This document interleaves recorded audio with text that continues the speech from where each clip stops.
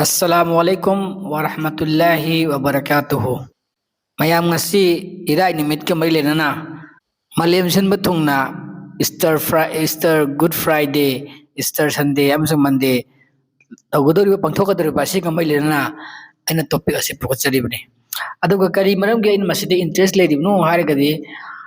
ꯑꯩꯈꯣꯏꯒ ꯃꯔꯤ ꯈꯔ ꯂꯩꯅꯕ ꯍꯥꯏꯇꯥꯔꯦ ꯅꯕꯤ ꯏꯁꯥ ꯑꯂꯩꯍꯤ ꯁꯂꯥꯝ ꯑꯩꯈꯣꯏꯅ ꯖꯤꯖꯁ ꯈ꯭ꯔꯥꯏꯁ ꯍꯥꯏꯔꯦ ꯖꯤꯖꯁ ꯈ꯭ꯔꯥꯏꯁ ꯑꯁꯤ ꯑꯩꯈꯣꯏꯒꯤꯗꯤ ꯄ꯭ꯔꯣꯐꯦꯠ ꯑꯃ ꯑꯣꯏꯕꯅꯤꯅ ꯅꯕꯤ ꯑꯃ ꯑꯣꯏꯕꯅꯤꯅ ꯑꯜꯂꯥꯍꯒꯤ ꯃꯥꯒꯤ ꯃꯇꯥꯡꯗ ꯃꯥꯒꯤ ꯃꯔꯝꯗ ꯑꯔꯥꯟꯕ ꯈ꯭ꯔꯤꯁꯇꯤꯌꯟ ꯙꯔꯃꯁꯤꯡꯅ ꯁꯟꯗꯣꯛꯂꯤꯕ ꯍꯥꯏꯕꯤꯔꯤꯕ ꯃꯌꯥꯝꯁꯤꯡ ꯑꯗꯨ ꯑꯩꯈꯣꯏꯅ ꯗꯤꯐꯦꯟ ꯇꯧꯕ ꯇꯥꯕꯅꯤ ꯃꯔꯝꯗꯤ ꯑꯩꯈꯣꯏꯒꯤꯁꯨ ꯄ꯭ꯔꯣꯐꯦꯠ ꯑꯃ ꯑꯣꯏꯕꯅꯤꯅ ꯑꯗꯨꯒꯤ ꯃꯊꯛꯇ ꯑꯩꯈꯣꯏ ꯃꯅꯤꯄꯨꯔꯗ ꯂꯩꯔꯤꯕ ꯈ꯭ꯔꯤꯁꯇꯤꯌꯟ ꯃꯤꯁꯅꯔꯤꯁꯤꯡꯅ ꯑꯩꯈꯣꯏ ꯏꯁꯂꯥꯝꯒꯤ ꯃꯔꯝꯗ ꯇꯣꯏꯅ ꯑꯗꯨꯝ ꯉꯥꯡꯉꯤ ꯃꯗꯨ ꯑꯩꯈꯣꯏꯅ ꯃꯈꯣꯏꯗ ꯃꯆꯤꯟ ꯃꯦꯜꯂꯨꯕꯗꯤ ꯌꯥꯕ ꯅꯠꯇꯦ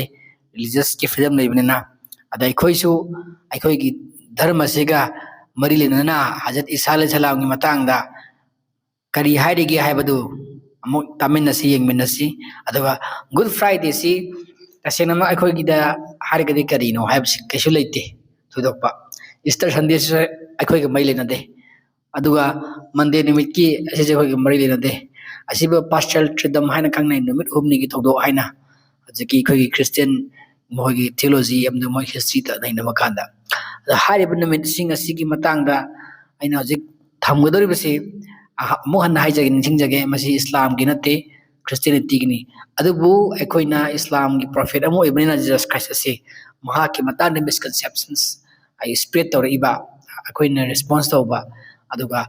ꯃꯁꯤ ꯑꯩꯈꯣꯏ ꯀꯨꯔꯥꯟꯗꯁꯨ ꯍꯥꯏꯔꯤꯕꯅꯤ ꯃꯈꯣꯏꯗ ꯑꯩꯈꯣꯏꯒꯤ ꯗꯋꯥꯁꯤ ꯇꯧ ꯑꯆꯨꯝꯕ ꯃꯥꯏꯀꯩꯗ ꯄꯨꯔꯛꯅꯕ ꯍꯣꯠꯅꯕꯤꯌꯨ ꯑꯗꯣ ꯃꯍꯥꯛꯅ ꯀꯤ ꯃꯔꯝꯗ ꯃꯈꯣꯏꯅ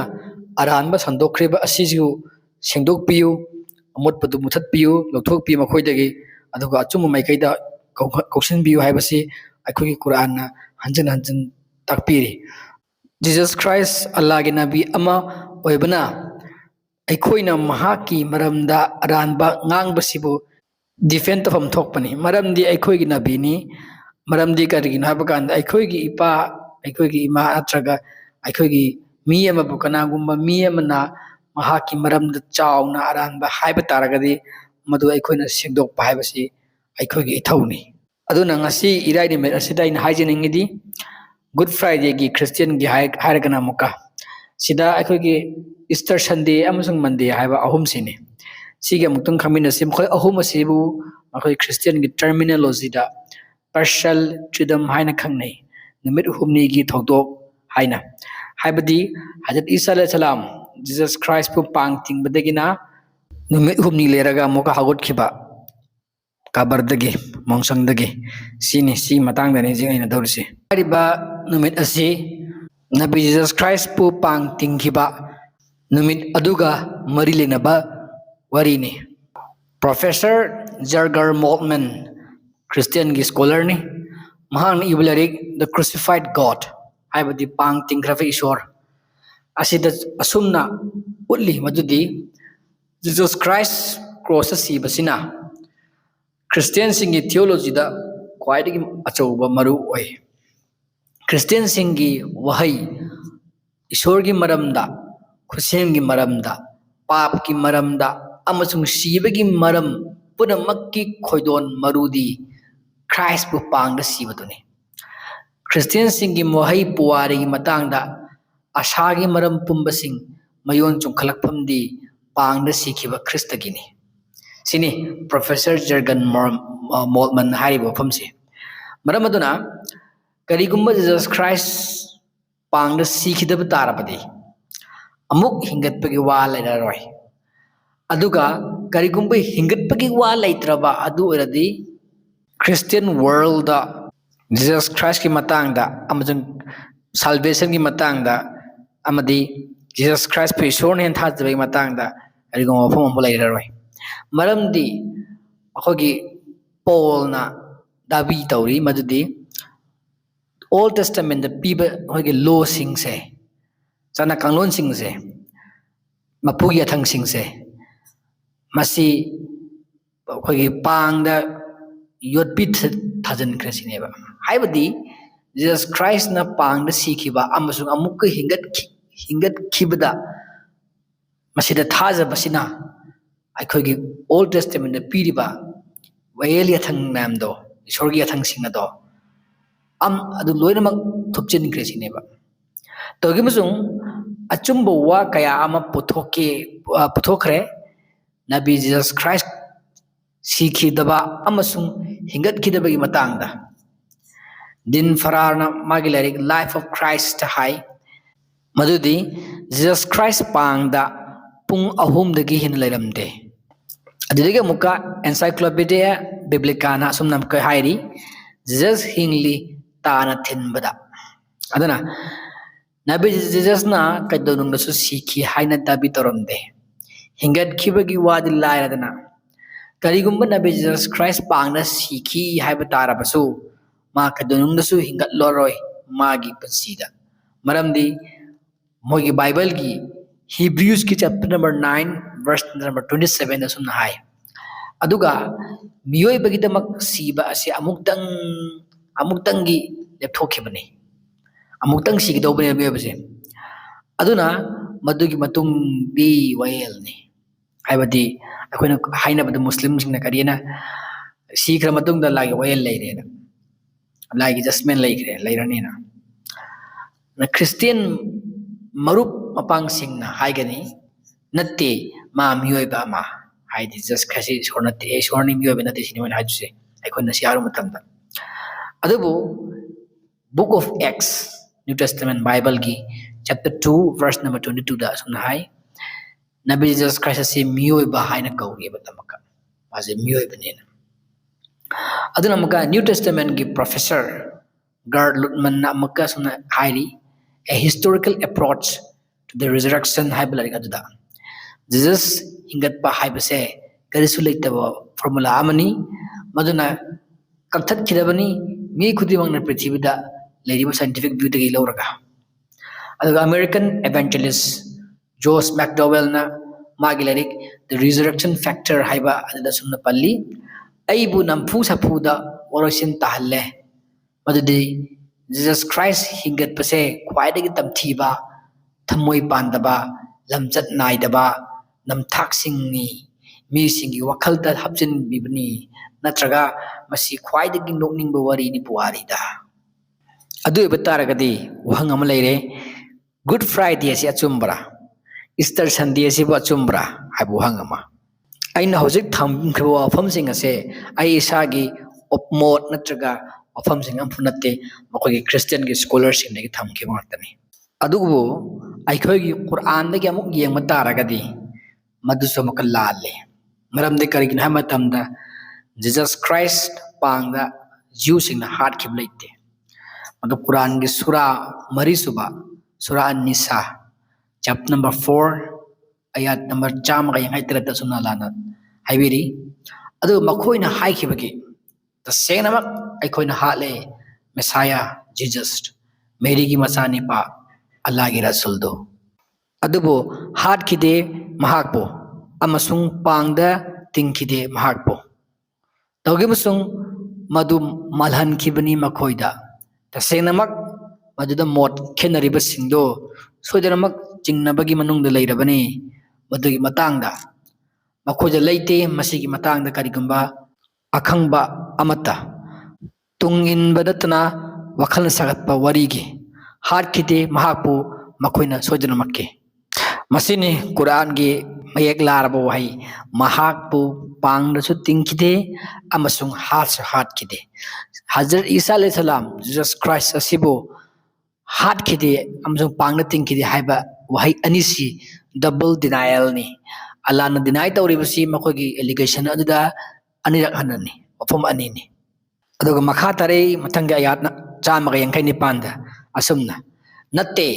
ꯊꯥꯡꯒꯠꯄꯤꯈꯤꯕꯅꯤ ꯃꯍꯥꯛꯄꯨ ꯑꯜꯂꯥꯍꯅ ꯃꯉꯣꯟꯗ ꯑꯜꯂꯥꯍꯗꯤ ꯃꯇꯝ ꯈꯨꯗꯤꯡꯗ ꯄꯥꯡꯒꯜꯕꯅꯤ ꯁꯤꯡꯕꯅꯤ ꯁꯤꯅꯤ ꯑꯌꯥꯠ ꯑꯁꯤꯗ ꯑꯩꯈꯣꯏꯗ ꯇꯝꯕꯤꯔꯤꯁꯤ ꯖꯤꯖꯁ ꯈ꯭ꯔꯥꯏꯁ ꯍꯥꯠꯁꯨ ꯍꯥꯠꯈꯤꯗꯦ ꯄꯥꯡꯁꯨ ꯇꯤꯡꯈꯤꯗꯦ ꯑꯗꯨꯕꯨ ꯑꯜꯂꯥꯍꯅ ꯃꯍꯥꯛꯄꯨ ꯊꯥꯡꯒꯠꯈꯤꯕꯅꯤ ꯃꯉꯣꯟꯗ ꯍꯥꯏꯕꯗꯤ ꯀꯩꯅꯣ ꯍꯥꯏꯕ ꯀꯥꯟꯗ ꯑꯜꯂꯥꯍꯅ ꯃꯥꯕꯨ ꯀꯟꯈ꯭ꯔꯦꯕ ꯃꯍꯥꯛꯄꯨ ꯆꯣꯞꯅ ꯁꯤꯒꯗꯕ ꯑꯗꯨꯗꯒꯤ ꯀꯨꯔꯥꯟꯒꯤ ꯋꯥꯐꯝ ꯑꯁꯤ ꯖꯤꯖꯁ ꯈ꯭ꯔꯥꯏꯁꯀꯤ ꯃꯇꯥꯡꯗ ꯑꯩꯈꯣꯏꯒꯤ ꯈ꯭ꯔꯤꯁꯇꯤꯌꯟꯁꯤꯡ ꯑꯃꯁꯨꯡ ꯖ꯭ꯌꯨꯁꯤꯡꯅꯗꯤ ꯊꯥꯖꯔꯣꯏꯕ ꯃꯔꯝꯗꯤ ꯀꯩꯅꯣ ꯍꯥꯏꯕ ꯀꯥꯟꯗ ꯃꯈꯣꯏꯒꯤ ꯕꯥꯏꯕꯜꯗ ꯏꯔꯤ ꯄꯣꯠꯇꯨ ꯃꯈꯣꯏꯒꯤ ꯍꯤꯁꯇ꯭ꯔꯤꯗ ꯏꯔꯤ ꯄꯣꯠꯇꯨ ꯑꯗꯨꯗ ꯊꯥꯖꯒꯅꯦꯕ ꯑꯗꯨꯕꯨ ꯑꯩꯈꯣꯏꯅ ꯍꯥꯏꯒꯗꯕ ꯑꯃꯗꯤ ꯀꯩꯅꯣ ꯍꯥꯏꯕ ꯃꯇꯝꯗ ꯀ꯭ꯔꯣꯁꯇ ꯄꯥꯡꯗ ꯃꯤꯕꯨ ꯄꯨꯡ 3 ꯈꯛ 4 ꯈꯛ ꯇꯤꯡꯕ ꯀꯥꯟꯗ ꯁꯤꯒꯅꯤ ꯍꯥꯏꯕꯁꯦ ꯄꯥꯡ ꯇꯤꯡꯈꯤꯕꯒꯤ ꯍꯤꯁꯇ꯭ꯔꯤꯗ ꯀ꯭ꯔꯨꯁꯤꯐꯤꯛꯁꯟꯒꯤ ꯍꯤꯁꯇ꯭ꯔꯤꯗ ꯂꯩꯇꯦ ꯀꯨꯔꯥꯟꯗꯗꯤ ꯄꯥꯡ ꯇꯤꯡꯈꯤꯗꯦ ꯍꯥꯏꯔꯦ ꯍꯥꯠꯁꯨ ꯍꯥꯠꯈꯤꯗꯦ ꯍꯥꯏꯔꯦ ꯑꯗꯣ ꯁꯤꯒꯤ ꯄꯥꯡ ꯇꯤꯡꯕ ꯇꯤꯡꯗꯕ ꯍꯥꯠꯈꯤꯗꯕ ꯀꯨꯔꯥꯟꯒꯤ ꯋꯥꯐꯝꯁꯤ ꯅꯥꯀꯜ ꯊꯝꯈ꯭ರೆ ꯍꯥꯏꯔꯒ ꯃꯈꯣꯏꯒꯤ ꯍꯤꯁꯇ꯭ꯔꯤꯗꯨꯁꯨ ꯑꯃꯨꯛ ꯌꯦꯡꯕ ꯃꯇꯝꯗ ꯑꯃꯨꯛꯁꯨ ꯂꯥꯜꯂꯦꯕ ꯀꯩꯅꯣ ꯍꯥꯏꯕ ꯀꯥꯟꯗ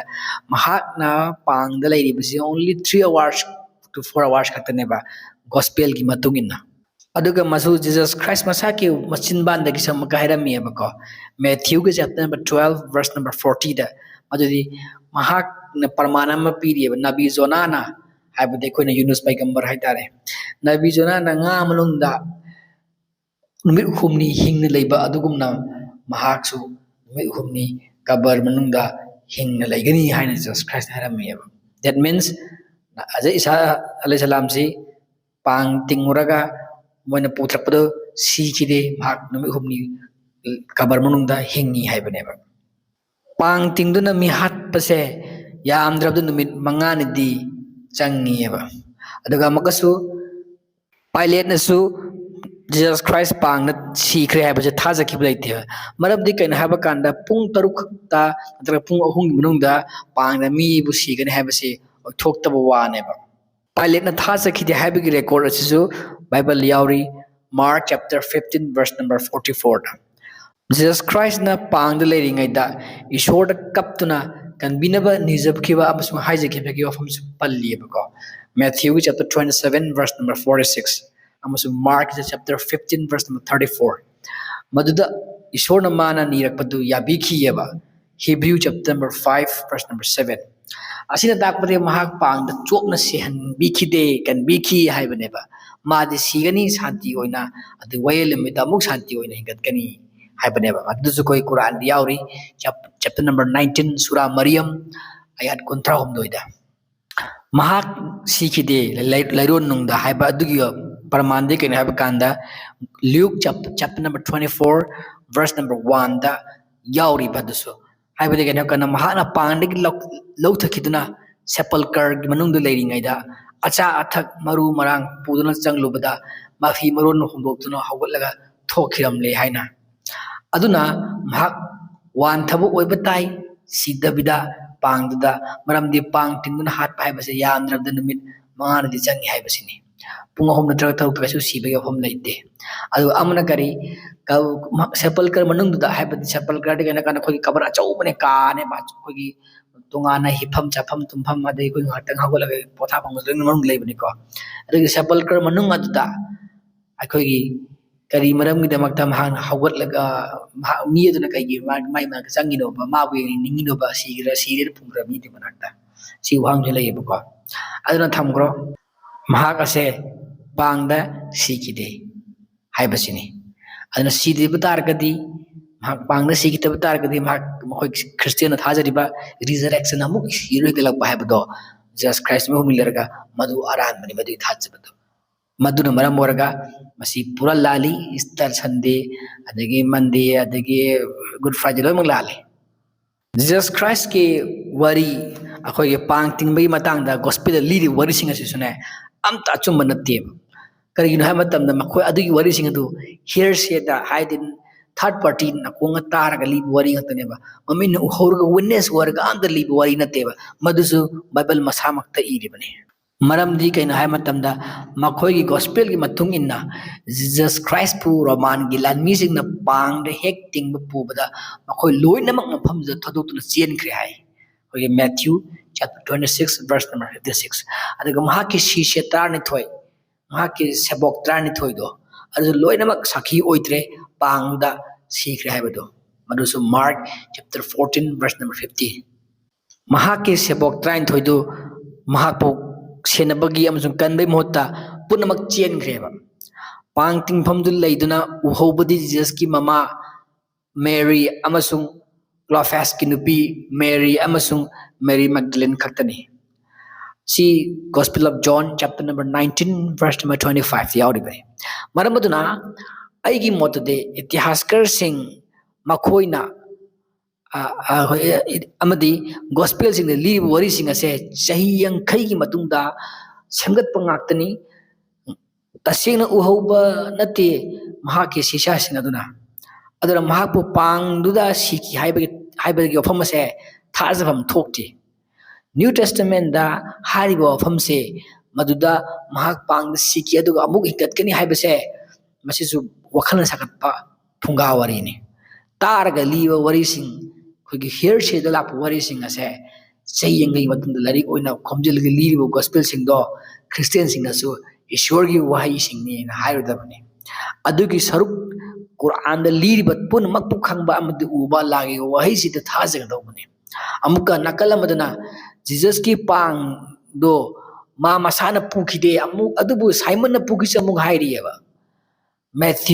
Mark chapter 15 verse number 21 to 22 amasu Matthew chapter 27 verse number 32 pang tinglaga sigani haibagi ofam sisu asagi theological doctrine sembat na ba sakat ba haibasi su amuk makhata na sai Quran na pan kiba wahai sura khoi sai ba sura mari suba sura ni sagi aya chama ga yankai ta yaw kibdo makhoi da leite masigi matang da kari gumba akhang ba amata tungin banatna wakhalan sakat wari gi haiba do masina phongna sogot pire losalak pata ina haning badi Jesus Christ pang da sikide gospel ki matungina so New Testament Bible ki matungina so amasung Old Testament Bible ki matungina so mahak pang ting bada sikide haibagi khudam machawo madi kari haba kanda asagi mana pesingui ama pirambado prophecy ama pirambado bagi Jona bagi Nabi Jona na ngamlongda numi humni hingbagi aduga ma adagi pramana ma anisuba amana asagi makhoina kabar manungda sepulchre manung lei matamda meri ahum laga mahak unabala kibdo kari barang kita makta asiba gi unabala le manoba asiba imna ga lag du kari gina matana makhoina mahak onder khayo pi thakiba khotkiba leikhi mayam sing adu dugi treatment do lak paneba adu musu leire adu amna kari asai moi lak matana mahoi mahak awul leram dress the crab thok crab ne adu thokra matungda ma Jesus Christ kai Jesus crab kanda mahak se disguise oi taweba gardener sai mahak se gardener sabanina sage mi hingna mawo sage hingi haita gadi hogol haita gadi maka pharaga ma se maka happy kini ne kibri ma gardener sare ne bako gardener sabai matang rasudum Gospel of John chapter 20 verse number 15 dasu yawri bani aduga maka Jesus Christ sage ma na sage na mangona nari bani na sa yopi thar kholbagi chaina khondo khang badu leiri khang na leiri bani phatri bani na chaina khondo phadri bani na sage mangonda Mary Magdalene thenglake to kan tasbih not kaina hari neba John chapter number 20 verse number 17 da maka ade maka Jesus Christ si asekbra sengdabra makhoi mayam nam ga si kren leidabrina se thengnaba kan man mahak masamang Jesus ni haibagi mana mahak ke hakchang ro utleba aduga aduga yenghal leba makhoida mangonda yopi thakiba amama mayam makhoida yenghan biyeba ko amasisu hoi Gospel of John chapter 20 verse 19 dagi 29 thobda yawri bani aduna Jesus Christ cross sikhidabrina pangda sikhidabrina Easter Sunday lairoi aduna sagi makhoina pangthokliba numit humni gi awaba nuaitaba Jesus Christ na cross pangtinga make pa miam gi pap copy kren na thajariba punama ado arema tani Bible gi matungina Jesus Christ pang the siroi haibagi wafam dunutna tongana thamkraga Quran na pankibdo madudi mahak pang su tingkhide amasung hat khidi haibdo madugi wafam adu chap chara sagot pa Bible su yauri Psalm gi wagi chapter number 91 da madudi kai haya kana ishorna mahak na kapadu tabi gani aduga mahak kanbi gani adu mahak protect obi gani mangonda awaba nungai tabar amta chaitheng nang halloi Christ na korok pado ishorna tabi gani adu ikai khuna bigani amadu adu kan bigani mahake punsi sang na hingan bigani mahake masa masula hen bigani masina phongna takle Bible lagi madudi Jesus Christ pang chu ting de hat su hat kite ishorna mahak tabi ki mahaki awaba khulaw adu aduga mahakpo kanbikhi aduna ngasigi Good Friday Easter Sunday amsung sigi punamak ase arembani aranbani Bible gi matungina ada makoina observe tawrisi church ki teaching ni Bible ki teaching nate adag Bible dagi makoina wanthok piri basisu false reading of the scripture kawi aduna Christian chinau sing daina haijaning badi Quran se amutang pabiu thamoi singna adugu yengbiu masidagi achumbado ngasigidi matang asidlo lo chanjarage assalamu alaikum warahmatullahi wabarakatuh